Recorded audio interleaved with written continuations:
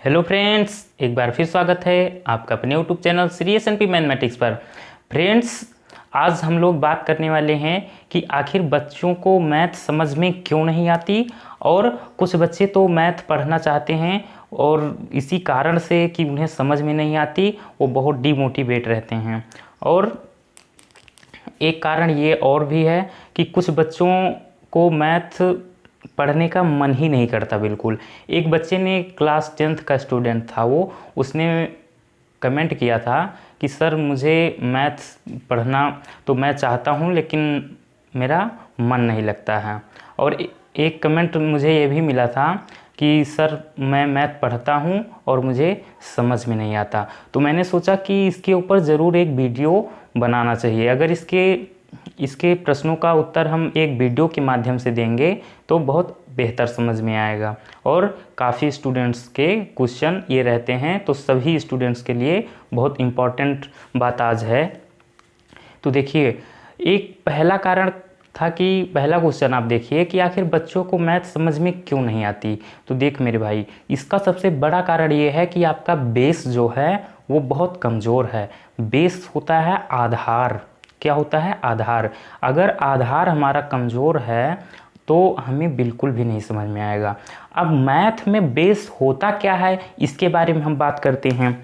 ज़्यादा कुछ नहीं है, बस देखिए पॉइंट के माध्यम से मैं आपको समझाने की कोशिश कर रहा हूँ। पहला पॉइंट है हमारा एक तो जोड़।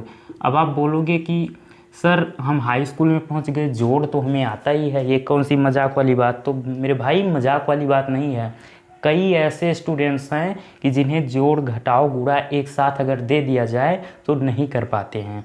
ठीक है, तो सबसे पहला क्या, जोड़ आना चाहिए। और दूसरा है हमारा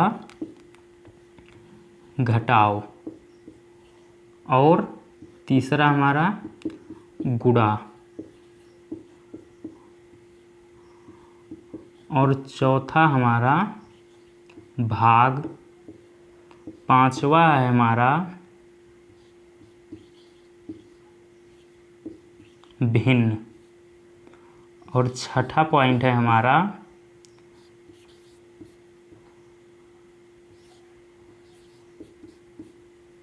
लासा।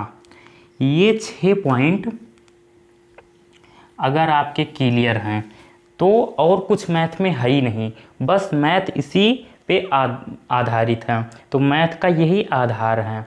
ठीक है, तो बचपन से हम लोग मैथ में सबसे पहले क्या यही सब सीखते हैं, उसके बाद में आगे स्टैंडर्ड क्लास में धीरे धीरे ऐसे बढ़ती जाती है कहानी। तो अगर आप लोग का जोड़ घटाव गुणा भाग भिन्न लासा अगर आपको आता है तो फिर ऐसा हो ही नहीं सकता कि आपको मैथ समझ में ना आए।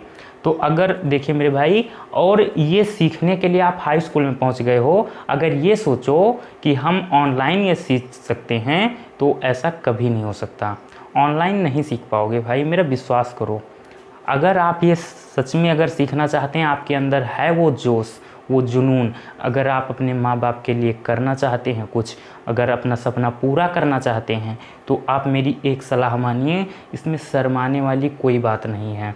ठीक है, लाज शर्म सब छोड़कर अगर आपसे कोई छोटा भाई है, आपसे कोई आपकी छोटी बहन है, घर में बड़ा भाई हो, माँ बहन कोई भी हो, चाचा चाची मम्मी पापा, अगर आप ये सब अगर उन्हें आता है तो आप बोलिए उनसे कि हमें ये सीखना है।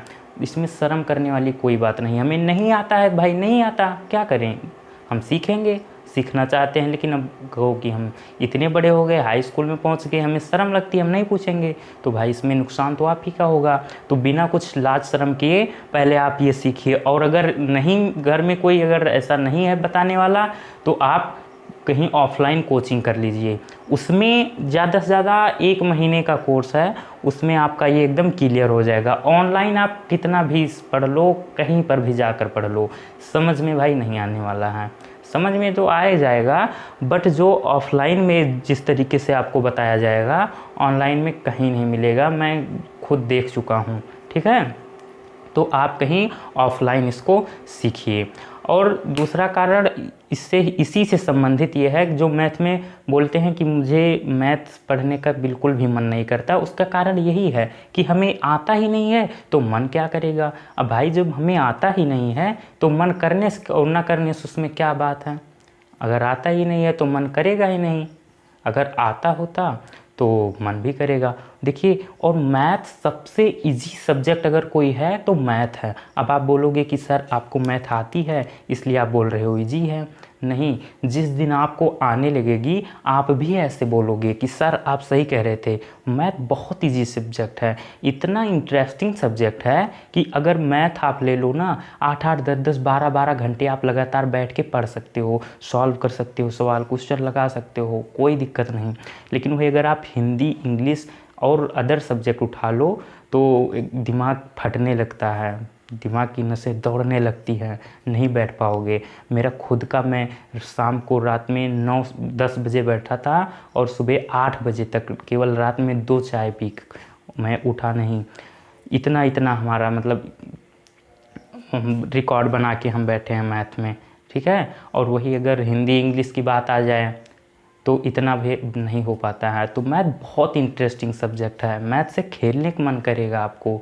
बस इतना आप सीख कर आ जाइए, उसके बाद में आप हमारे चैनल श्री SNP मैथमेटिक्स को अगर अभी तक सब्सक्राइब नहीं है किए हैं तो नीचे सब्सक्राइब कर लीजिए और बेल आइकन को ऑन कर लीजिए। फिर आइए हम आपको क्लास 10th की मैथ एकदम इस तरह की आप क्वेश्चनों के साथ खेलोगे। यहाँ पर हमारा उद्देश्य बिल्कुल भी नहीं है, आप हमारी प्लेलिस्ट चेक कर लीजिए, एक एक वीडियो देख लीजिए।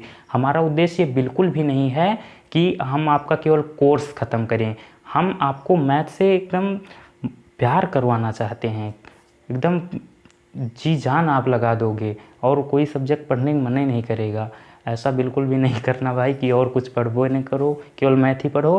लेकिन आपका अगर कोई पूछेगा कि फेवरेट सब्जेक्ट क्या है तो आपके मुंह पे तुरंत निकलेगा मैथ मैथ मैथ, ये मेरा वादा है।